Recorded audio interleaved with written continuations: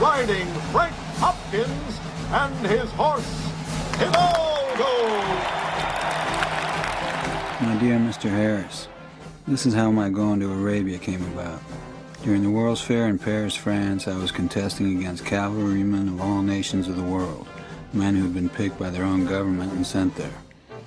Naturally, I met many good horsemen, among them one Raz Rasmussen, who controlled the entire camel freight in Aden, Arabia. He told me of the endurance rides that took place in his country every year and asked me to visit there. He spoke particularly of one ride that was run every year for more than 1,000 years, and no one but Arabs rode in that race. I find the entry of a Western infidel sacrilege. Good luck to you, too. The distance was 3,000 miles. The year was 1890. Frank T. Hopkins.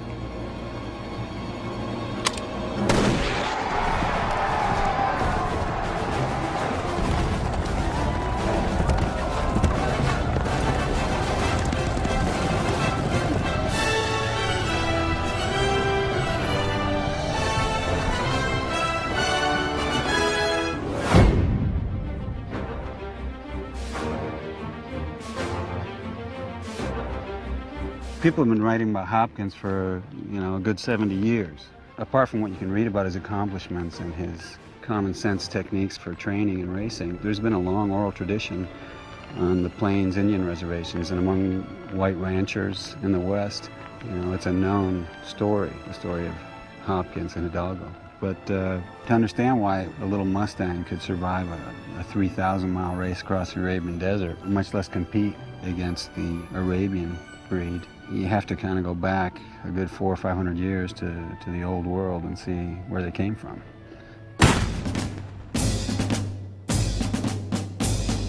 The first horses to arrive in North America are believed to have come over with Cortez in the year 1519. He brought 16 Iberian horses. Eventually, these horses became most concentrated in the area of New Mexico. I never thought it would happen to me. He said he loved me, but he wouldn't stop. I didn't know who I could tell. I kept silent because I was afraid. I just couldn't take it anymore. If you or someone you know has been hurt, the Santa Fe Rape Crisis and Trauma Treatment Center is here to help. Our services are free, confidential, and 24 hours a day. I'm Allie McGraw. Please, let us help you. Early on in life, he faced some strife, but it turned his life around. His thoughts came clear on a horse's fear, and every thought was sound. I wanted to cry, really cry. And he said, "Mom," I said, "Yeah, I'm here." So I went over to him, and his hand dropped, and he didn't pick it up again. So I knew there was something wrong, that was serious. I don't know how many cups of coffee she gave me, without sugar. And boy, that coffee sure kept me awake for 3 days without falling asleep. I had to be awake to know what was going on with him.